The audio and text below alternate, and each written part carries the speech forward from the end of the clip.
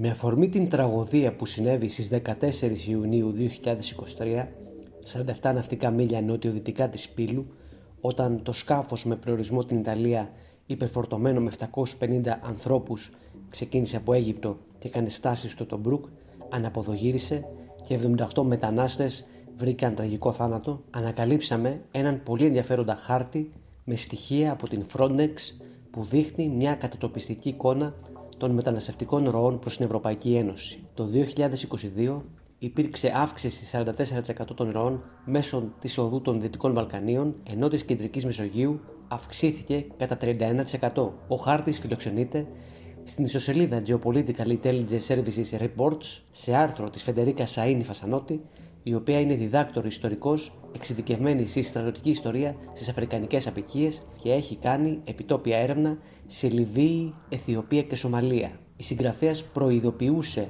από τις 31 Ιανουαρίου 2023 ότι οι εντάσεις θα αυξηθούν στις ακτές της Μεσογείου, κάτι που επιβεβαιώθηκε με το πρόσφατο τραγικό ναυάγιο που κόστισε τη ζωή σε δεκάδες ανθρώπους, ανάμεσά τους γυναίκες και παιδιά, τα οποία ήταν κλειδωμένα στο αμπάρι του πλοίου. Η Φασανότη επισημαίνει στο κείμενό της ότι η μετανάστευση από την Αφρική συνεχίζει να βαραίνει τα κράτη της Νότιας Ευρώπης. Οι πρόσφατες συμφωνίες της Ευρωπαϊκής Ένωσης, Δουβλίνο 2 και 3, ελάχιστα συνέβαλαν στην αλλαγή της κατάστασης και αναφέρει πως τα επόμενα κύματα μετανάστευσης θα δημιουργήσουν νέες προκλήσεις.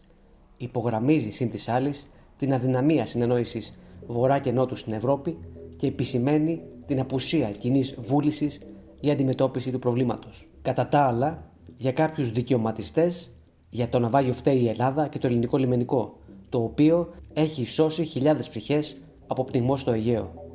Όλος τυχαίως, αυτοί οι κύβδηλοι ανθρωπιστές λένε ακριβώς ό,τι λένε οι Τούρκοι και αναπαράγουν τις θέσεις της Άγκυρας. Οπότε, απευθυνόμενοι προς τους νέους ανθρώπους με ευαισθησίες, θα θέλαμε να πιστήσουμε την προσοχή πριν υιοθετήσουν οποιαδήποτε θέση που ασκεί κριτική στην Ελλάδα. Μπορείτε να διαβάσετε το πολύ ενδιαφέρον άρθρο της στο εφογνωμοpolitics.gr. Ο σύνδεσμος επισυνάπτεται στην περιγραφή. Μια πολύ ενδιαφέρουσα συνέντευξη παραχώρησε στο Middle East Eye η Figen Yüksekdağ. Πρόκειται για τη συμπρόεδρο του φιλικουρδικού κόμματος HDP. Η Yüksekdağ, η οποία είναι φυλακισμένη εδώ και 6 χρόνια από το καθεστώς Ερντογάν εξαιτίας των πολιτικών της πεποιθήσεων, είναι απολογητική στις δηλώσεις της. Η συμπρόεδρος του κόμματος Δημοκρατίας των Λαών υποστηρίζει ότι ήταν λάθος που υποστηρίχθηκε ο Κεμάλ Κιλιτζάρογλου του Ρεπουμπλικανικού κόμματος στις τουρκικές εκλογές και δεν κατέβασε το HDP το δικό του υποψήφιο. Εμείς, ό,τι και να πούμε είναι λίγο. Πλέον είναι αργά για δάκρυα. Ή όπως λένε και οι Άγγλοι, never cry over the spoiled milk. Μπορείτε να διαβάσετε τη συνέντευξή της στο εφογνωμοpolitics.gr. Ο σύνδεσμος επισυνάπτεται στην περιγραφή.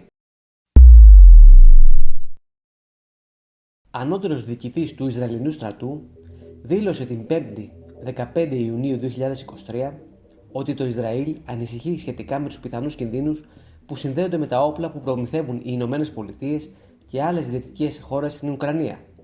Το Ισραήλ ανησυχεί ιδιαίτερα για το ενδεχόμενο αυτά τα όπλα να πέσουν στα χέρια αντιπάλων στη Μέση Ανατολή, συμπεριλαμβανομένου του Ιράν. Ο Ισραηλινός διοικητής είπε ότι υπάρχει συνεχής παρακολούθηση της εκτροπής όπλων, συμπεριλαμβανομένου του αντερματικού συστήματος πυράβλων Javelin, από παραστρατιωτικές δυνάμεις που συμμετέχουν στον πόλεμο Ρωσίας-Ουκρανίας. Ο Ισραηλινός διοικητής τόνισε ότι οι φιλορωσικές φατρίες οδηγήθηκαν να μεταφέρουν όπλα που είχαν προμηθεύσει οι ΗΠΑ λόγω των ισχυρών αμυντικών δεσμών μεταξύ Μόσχας και Τεχεράνης. Από την άλλη πλευρά, τα φιλοουκρανικά στοιχεία υποκινούνταν κυρίως από το οικονομικό κέρδος στο λαθρεμπόριο όπλων. Εξέφρασε επίσης βαθιά ανησυχία για την κατάσταση, τονίζοντας δύο μεγάλους κινδύνους για το Ισραήλ. Η κύρια οδός για τη μεταφορά όπλων προσδιορίστηκε ως ο εύξηνος πόντος προς τη Μεσόγειο θάλασσα, την οποία ο διοικητής έκρινε εξαιρετικά επικίνδυνη. Μπορείτε να διαβάσετε το πολύ ενδιαφέρον ρεπορτάζ στο εφογνωμοpolitics.gr. Ο σύνδεσμος επισυνάπτεται στην περιγραφή.